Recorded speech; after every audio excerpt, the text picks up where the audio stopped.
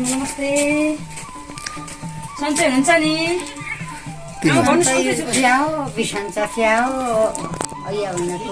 दुख्न छोड्छ खुट्टा बाउडेर सुनेर त्यता भइरहनु गोडा सुनेर हिँड्नु हुँदैन बुढाबुढी मान्छे सुनिहाल्छ नि गोडा सुनेर यत्र 4-5 दिनमा 2-3 दिन भयो यत्र भइसक्यो।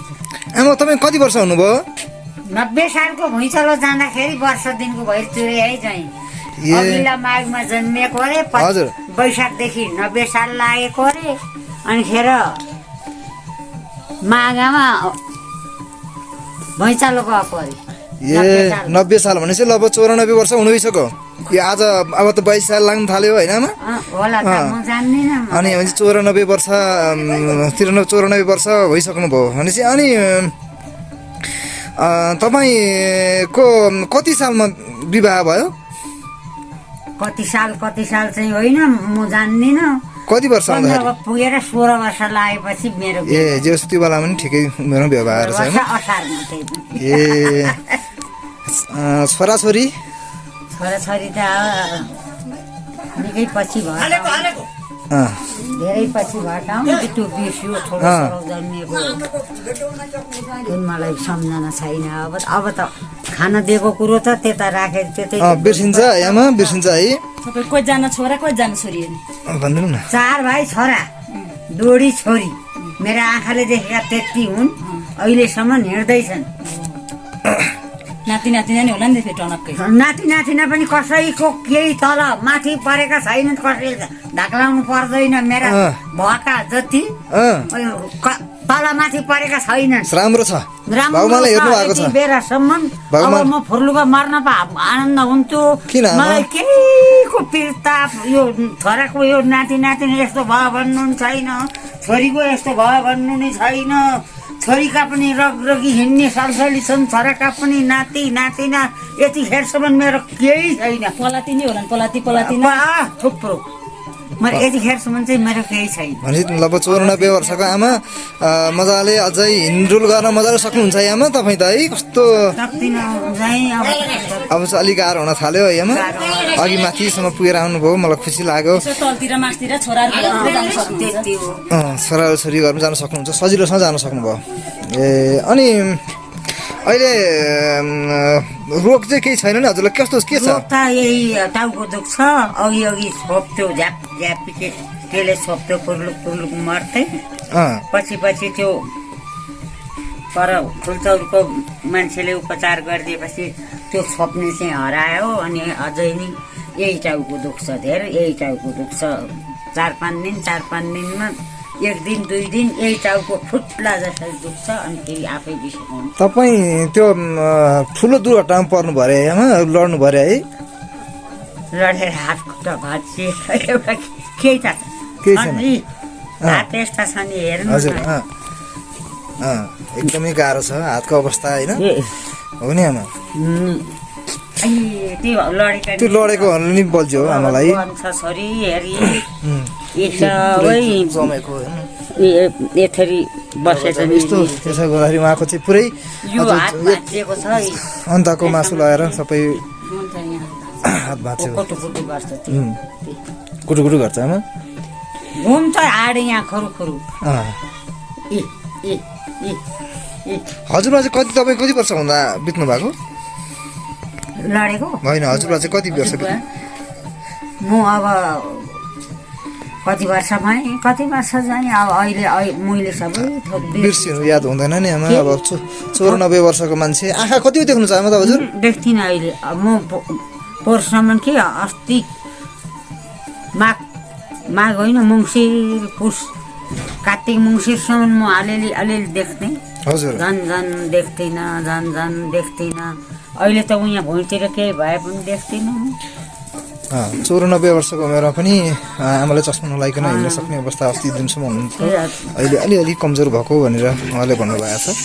यहाँ राखेको छ यो चिज खानुपर्छ भन्ने पनि मलाई सम्झना पनि हराउँदै गयो होइन? सम्झना गर्दैन नि त ए अनि तपाईँलाई यो कुन चाहिँ नाति नातिको धेरै माया लाग्छ हजुरआमा मेरा सबै उत्तिकै बराबरी है आमा? बराबरी छन् मेरो नाति नातिना जन्मिएका जति पनि रगरगी हिँड्दैछन् छोराका हुन् छोरीका हुन् रगरगी हिँड्दैछन् राम्रो सबैले के खुसी छ सबैको उत्ति हो यो चाहिँ को हो अर्को कान्छी चाहिँ को हो अर्का को हो सबै एकाम्मी छन् मेरा जो आउँछ हजुरआमा भन्छ आउँछ उति छोरीको छोराले त्यो दिपकले बग्लाग्छ बुढी मान्छेलाई हजुरआमा एक पाकिट यति बिस्कुटले थुप्रै जाए उति ल्याएर ए अनि यो सबैजना खुसी हुनुहुन्छ तपाईँ ए मलाई मजा छ केही खुसी हुन्छ छैन है खुसी हुन्छ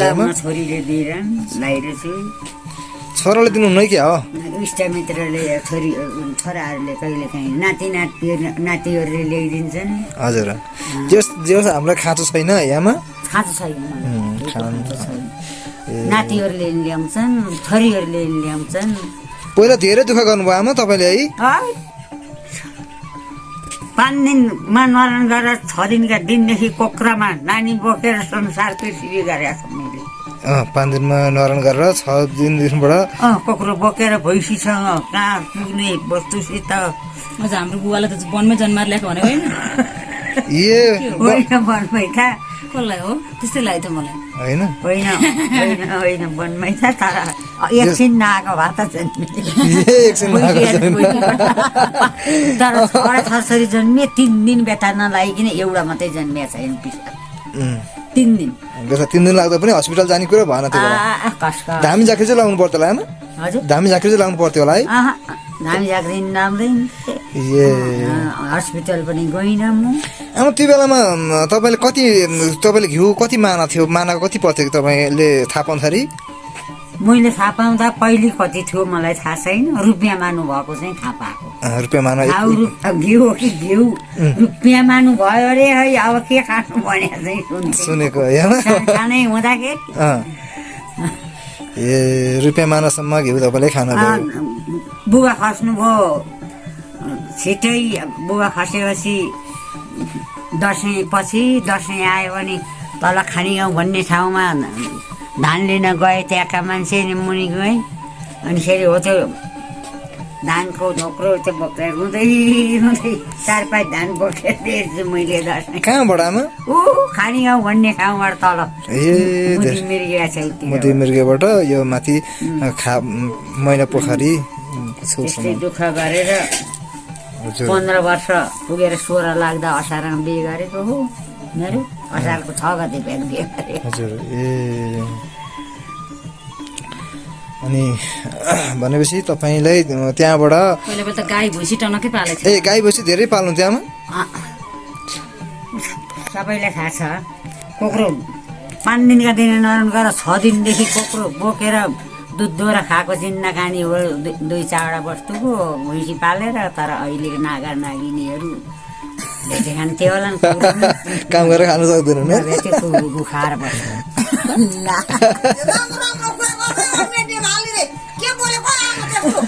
अब खाँदैन बढ्दैन अब अहिलेका भैँसी पाल्नु वस्तु पाल्नु भनेपछि मरिहाल्छ एउटा भैँसी पालेर ती बाख्रा साख्रा नपाल्नु होइन त एउटा दोडा पाल्नु अनि फेरि एउटा भैँसी पाल्नु एक मुठी दहीमै खानु हो नि आमा खाइराखेको बानी नराम्रो भने त मैले हो ठिक हो आमा ठिक छ ती रङ्गका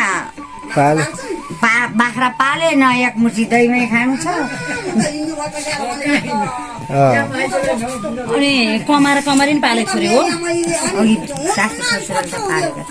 ए सासु ससुराले कमारी पालेको ए भने पहिला धनदी हुनु रहेछ क्या हो तपाईँहरू अब तल ठुलो खेत भन्ने ठाउँमा खेत थियो अरे अलिकति खेत त मुही हुँदा पनि थियो 2 पाथी जतिको खेत तल बेचेर खाए काभ्रे बारी थियो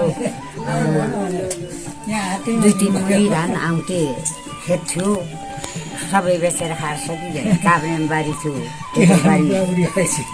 त्यो नि बेचेर खाइयो माइजू हजुर नमस्ते अहिले भेटा होइन लु यहाँ मेरो छोरीले माइजूलाई यो फलफुल के पठाइरहेको छ अस्ति आउनु भनेको अब आउनै सक्नु भएन सबैजना बुहारीहरू उहाँ डाँडा गाउँबाट आएको यो गोडो त मेरो त ऊ यत्रो अझै यहाँ हेर्नु न खोर्सानी गर्दै हेर्छु तपाईँ कति वर्ष हुनु बुवा हजुर कति वर्ष हुनुभयो तपाईँ म त झन् आज कति दिन भयो कति गते मेरो 84 जन्म जयन्ती ए 30 गते हजुर ए 84 वर्ष हुनुभयो तपाईँ कहाँबाट आइपुग्नु भयो अहिले कुन ठाउँबाट होइन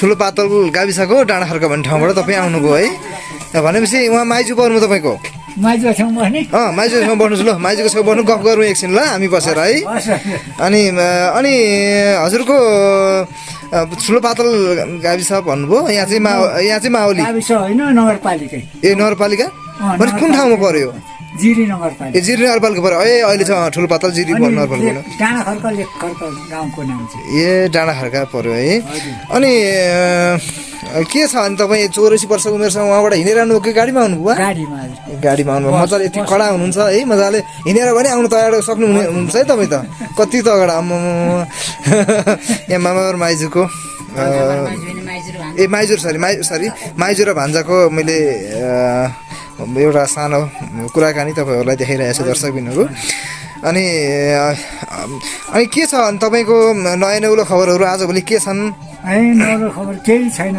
यति बेला ठिक छ है तपाईँको खेती किसान छोराछोरी कति हुनुहुन्छ दुईटी छोरी एउटा छोरा ए दुईटी छोरी एउटा छोरा हुन्छ है के गर्नुहुन्छ सबै अब त छोराछोरी ठुली छोरी चाहिँ बिहा नभई मलाई पालेर बसेको छ ए हजुर मेरो पहिलाको मिसेस चाहिँ 28 सालमा बितेको हजुर ए अहिले अर्को अनि अर्को छैन भनौँ भने छ भनौँ भने रोगी बिरामी भन्नु आफूसँग बस्या होइन बेग्लै भने ए छुट्टै ल ठिक छ त्यस्तै हो आफ्नो ठिक छ अनि छोराहरूले चाहिँ राम्रोसँग माया गर्नुहुन्छ छोरा भने छोरा अहिले मधेसमा ए मधेसमा छोराहरू चाहिँ ए त्यही भएर छोरीले तपाईँलाई पालेर बस्नु भएको है बिहा नगरी बसेको छ त हजुर हजुर ए बसेको छोरी पनि अहिले कति 59 वर्ष भइसक्यो ए तपाईँ कति सालको हुनुभएको म 1997 मङ्सिर 1997 मङ्सिर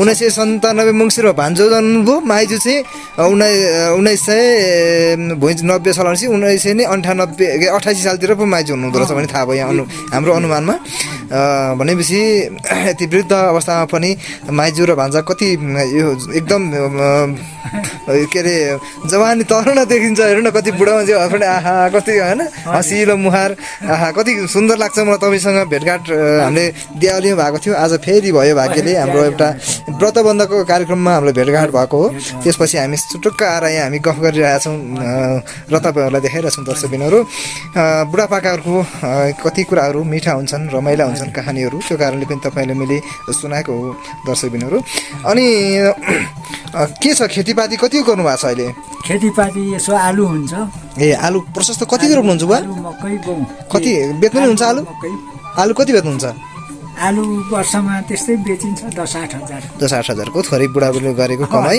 आफूलाई यसो माछा खान पुग्छ नुन बुट्न खान पुग्छ होइन बुवा अनि त्यसो भएदेखि तपाईँको यहाँबाट त धेरै टाढा छ र पनि माइजूलाई भेट्न आउनुभयो है अनि यहाँ व्रतबन्धको लागि पनि निम्ता मान्न आउनुभएको थियो त्यही बेलामा हामीले यहाँ म पनि यही बेलामा आइपुगेँ र हाम्रो कुराकानी भयो खुसी लाग्छ तपाईँहरू वृद्ध बुढाबुढी आफन्तहरूसँग मलाई पनि भेट्दाखेरि खुसी लागेको छ त्यो कारणले तपाईँको यो भिडियो चाहिँ म नयाँ चौतारी युट्युब च्यानल मार्फत म हालिदिन्छु र तपाईँ हामी बितेर गए पनि यो भिडियो चाहिँ कहिले पनि मर्दैन सधैँभरि बोलिराख्छ सधैँभरि आवाज आइराख्छ होइन सबैले सुन्न सक्छन् नेपाल लगायत विश्वमा सबैले सुन्नुहुन्छ उहाँले हेर्ने जति मेरो नयाँ चौतारी युट्युब च्यानल चाहिँ जसले हेर्नुहुन्छ उहाँहरूले सबैले हेर्न पाउनुहुन्छ त्यो कारणले तपाईँलाई मैले सोधिरहेको छु अनि अब तपाईँलाई अहिले रोग चाहिँ केही छैन नि हजुरलाई के छ रोग अलिअलि अब पशुलाई हो नि ग्यास्ट्रिकको रोग हजुर तपाईँको पालामा कतिको रमाइलो गर्नुहुन्थ्यो गीत सङ्गीत कति गाउनुहुन्थ्यो म गाउँदिनँ पहिला गाउनु थिएन गाइन खेती किसान गोठालो भएर बस्यो ए गीत गाउने नाच्ने रमाइलो गर्नु गरेन गर्नु भन होला यहाँ बुढा त तगडा हुँदै देखिन्छ त्यस्तो अनि त्यस्तो रमाइलो गरेर गर्ने आफ्नो सोझो काम गरे ए हजुर 35 वर्ष जति काठमाडौँमा टेकिङ अफिसतिर काम गरेँ। हजुर हजुर मेरो ए खुट्टा पनि हिउँले खाएर दुईटा औँला पनि छैन मेरो दाहिने खुट्टा। ए खुट्टाको है हिउँले खाएर टेकिङ गर्दाखेरि हजुर अनि हिमालतिर हिँडियो, हजुर मुस्ताङ जिल्ला गइयो, सगरमाथा गइयो। हजुर हजुर ए अनि आमा तपाईँले गीत कति गाउनुहुन्थ्यो त्यो बेलामा हजुर म त गीत गाउन जान्दिनँ जाइ नाच्नुहुन्न थिएन गीत गाउनुहुन्थेन नाच्नु माइजूले नाचेको र गीत भनेको मलाई थाहा छैन। थाहा छैन है म त्यसरी पत्ता पनि पाउँदैन। बिजीको बिजी काममा बिजी है काममा बिजी हो धेरै काममा बिजी हुनुहुन्थ्यो बाला खाइ अनि 15-16 12-14 वर्ष म हुँदा के 15-16 वर्ष भएको थियो कि अहिले भएको थिएन। बुबा गइहाल्नु भयो, बुबा गएपछि 6-6वटा छोरी राडी आमाले कसरी पाल्नुभयो दुखेस गरेर पालेर हो नि बेदान गरिदिनु भयो। यहाँ आएपछि आफ्नो घर जम गरियो बसियो होइन त यहाँ भएपछि हजुरको माइती कुन ठाउँमा आमा ऊ त्यहाँ हो सिङ्गालो अरे माने ए ठुलो पातल गाविसै पऱ्यो ठुलो पातल होइन जिरी नगरपालिका जिरनगरपालिकै पऱ्यो है पहिला ठुलो पातल गाविस अहिले जिरनगरपालिका पऱ्यो ए ल टाढै थियो नि होइन त्यहीँ हो सिङ्गालो। ए ल खुसी लाग्यो माइती एउटा भाइ थियो सबै सकिएर त्यही एउटा भाइ पनि पुरै गइहाल्यो। बिदा भइसक्यो। हजुर हो नि एउटा म छु अब सतामुले होइन म त्यस्तो सोच्नु हुँदैन यस्तै हो जन्म मृत्यु त कसले चाहिँ लेखेर ल्याएको छ र सधैँभरि बाँच्ने को छ र जन्म मृत्यु पहिल्यै लेखेर ल्याएको हुन्छ होइन मर्ने मृत्यु भनेको कसैले पनि देखाएर देखिने पनि होइन होइन लुकाएर लुक्ने चिज पनि होइन मृत्यु आउँछ जान्छ अनि एक दिन जानुपर्छ आमा बाबु हुनुभएको छ यस्तै हो दर्शकबिनहरू संसारको नीति भन्नुपर्छ मृत्यु र जन्मको लागि कसले को खुसी हुन्छ र मृत्युको कुरा सबैजना दुःखित हुनुहुन्छ अनि बुवा आमा होइन खुसी लाग्यो तपाईँ हामी मजाले गफ गर्न पायौँ 17 मिनट हाम्रो कुराकानी भएछ आमा है म युट्युबमा हाल्छु र तपाईँहरूले आफन्त इष्ट मित्रजनहरूले हेर्न सक्नुहुन्छ नयाँ चौतारी युट्युब च्यानलमा म हाल्छु हस् ल नमस्कार नमस्कार है नमस्कार है आमा नमस्कार ल हस् ल छुट्यौँ ल